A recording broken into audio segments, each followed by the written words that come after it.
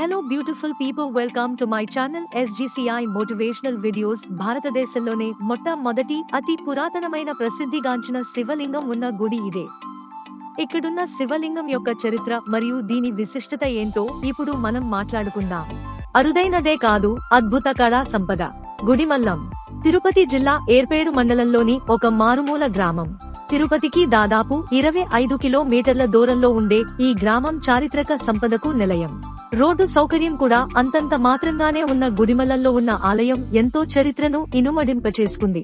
ఏర్పేడు మండలంలోని గుడిమల్లం ఆలయం శాతవాహన నిర్మాణ శైలిని పోలి ఉంటుంది. తవ్వకాల్లో లభించిన శాసనాలు ద్వారా 12వ శతాబ్దంలో విక్రమచోళులు కాలంలో ఆలయం పునర్నిర్మాణం జరిగినట్లు చరిత్ర చెబుతోంది. తొలి శివాలయానికి ఎంతో చరిత్ర ఉందంటున్న భక్తులు ఆలయ ప్రాశస్త్యం గొప్పదంటున్నారు. పరమేశ్వరుడు పరశురామేశ్వరుడిగా ఎందుకయ్యాడనే పలు పురాణ ఆధారాలు ప్రాచుర్యంలో ఉన్నాయంటున్నారు. స్థల పురాణం ప్రకారం తండ్రి ఆజ్ఞ మేరకు పరశురాముడు తల్లిని సంహరించి తిరిగి తండ్రి ఇచ్చిన వరంతో తల్లిని బతికించుకున్నాడని కథనం పురాణాలు చెబుతున్నాయి. ఆ ఆలయంలోని శివలింగం త్రిమూర్తులతో ఆవిష్కృతమైంది. ప్రపంచంలోనే అరుదైన శివలింగంగా చరిత్రకెక్కింది. తిరుపతి జిల్లా గుడిమల్లంలోని ఈ చారిత్రక కట్టడం ఏ కాలం నాటిదన్న దానిపై స్పష్టత లేదు. భారతీయ పురావస్తు శాఖలో సరైన ఆధారం లేదు. కానీ 1 నుంచి 3వ శతాబ్దానికి మధ్య కాలం నాటి ప్రాచీన ఆలయంగా మాత్రం పురావస్తు శాఖ అధికారులు భావిస్తున్నారు. ఇంతటి ప్రాధాన్యత ఉన్న ఆలయం విశేషాలేంటి? ఆ ఆలయంలో కొలువైన నిజలింగం ప్రత్యేకత ఏంటి? స్థల పురాణం ఏం చెబుతోంది? ఇప్పుడు మనం చూద్దాం. గర్భాలయం పైకప్పు గజవృష్ట ఆకారంలో ఉండగా చోళుల తర్వాత పల్లవులు కొంతకాలం ఆలయ నిర్వహణ కొనసాగించినట్లు తెలుస్తోంది. గుడి పల్లం కాస్త గుడిమల్లంగా ఏర్పడగా చోళ పల్లవుల కాలం నుంచి రాయల కాలం దాకా నిత్య ధూప నైవేద్యాలతో కళకళలాడిన ఈ ఆలయం 1954లో ఆర్కియాలజీ చేతిలోని వెళ్లింది. దీంతో పూజలు నిలిచిపోవడంతో చాలా విగ్రహాలు చోరీకి గురి అయ్యాయి. ప్రస్తుతం భారత పురావస్తు శాఖ వద్ద ఆలయానికి చెందిన సాహిత్యం కూడా లేకపోగా ఉజ్జయినిలో దొరికిన రాగి నాణేలపై గుడిమల్లం ఆలయం మూల విరాట్ బొమ్మ ఉండగా మధురం మ్యూజియంలోనూ ఇలాంటి శిల ఉందని తెలుస్తోంది. 9వ శతాబ్దం వరకు ఆరు బయటనే పూజలు అందుకుంటున్న శివలింగం చుట్టూ రాజవంశాలు గుడి నిర్మాణాలు చేపట్టాయి. ఆలయ ప్రాంగణంలో పార్వతి, సుబ్రహ్మణ్య స్వామి, సూర్య భగవానుడి విగ్రహాలతో ఆలయ నిర్మాణం జరిగింది. మీరిక్కడ నా వీడియోలో ఈ దేవుళ్లని కూడా స్పష్టంగా చూడొచ్చు. లింగాన్ని ప్రతిష్ఠించిదెవరు? ఇక ఆలయంలోని త్రిమూర్తులు కొలువైన శివలింగం ఎవరు ప్రతిష్ఠించారన్న శాసన ఆధారం ఏమీ లేకపోవడంతో ఇది నిజలింగం స్వయంభుగా వెలసిందన్నదే అని అందరి నమ్మకం. ఈ మేరకు భక్తుల తాకిడి కూడా ఈ మధ్యకాలంలో పెరగ్గా గత కొన్నేళ్లుగా స్థానికుల సహకారంతో దేవాదాయ శాఖ 7 రోజుల పాటు మహాశివరాత్రి ఉత్సవాలను నిర్వహిస్తోంది. ఇక ఆలయాల జిల్లాగా పేరొందిన తిరుపతి జిల్లాలో ఎన్నో చారిత్రక పురాతన కట్టడాలున్నాయి. శ్రీవారి దివ్యక్షేత్రం తిరుమలతో పాటు ప్రముఖ ఆలయాలున్న తిరుపతి జిల్లా పర్యాటక పరంగా కూడా ఎంతో ప్రాముఖ్యతను సంతరించుకుంది. క్రీస్తు పూర్వం 2వ శతాబ్దానికి చెందిన ఆలయంగా గుర్తింపు ఉన్న గుడిమల్లంలోని శ్రీ పరశురామేశ్వరుని ఆలయం శైవం, వైష్ణవం రెండింటినీ ప్రతిబింబిస్తున్న ఆలయం. భారతీయ పురావస్తు శాఖ పర్యవేక్షణలో ఉన్న ఆలయం. మలి చక్రవర్తి నిర్మించిన ఈ ఆలయంలో విష్ణువు, బ్రహ్మ, శివుడు ఇలా ముగ్గురి ఆకృతులు ఒక్కటిగా పరశురాముడు పురుష లింగాకారంలో దర్శనం ఇస్తుండటం విశేషం. త్రిమూర్తులు కలిగిన శివలింగం ప్రపంచంలోనే అరుదైన విషయమని చరిత్రకారుల అభిప్రాయం.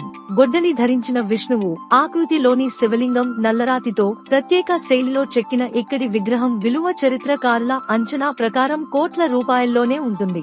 యాదవ దేవరాయల కాలంలో అంటే క్రీస్తు శకం 842 నుంచి క్రీస్తు శకం 1346 మధ్యకాలంలో ఈ ఆలయంలోని మూల విరాట్ కు పూజలు జరిగాయని శిలా శాసనాల ఆధారంగా తెలుస్తోంది.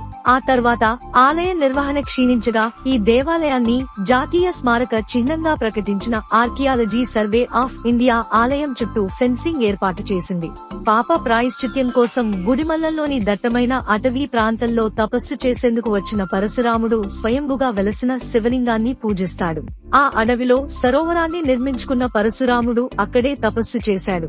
అక్కడ పూసే విచిత్రమైన ఆకారంలో పూసే వింత సువాసన వెదజల్లే ఒకే ఒక పువ్వుతో శివుణ్ణి ఆరాధించేవారు.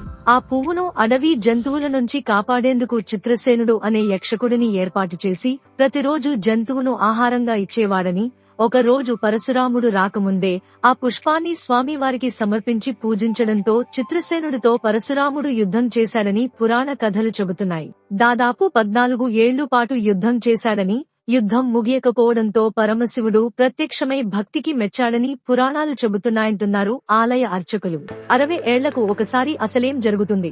ఏకశిలపై శివుని అనేక రూపాలు చెక్కడం నాటి శిల్పుల విశిష్టతను చాటుతోంది. భూగర్భజల మట్టం ఈ లింగం కింద 350 అడుగుల లోతులో ఉన్నప్పటికీ ఒత్తిడి పెరిగిన సమయంలో ఆ నీళ్లు లింగంపై పడుతుంటాయి.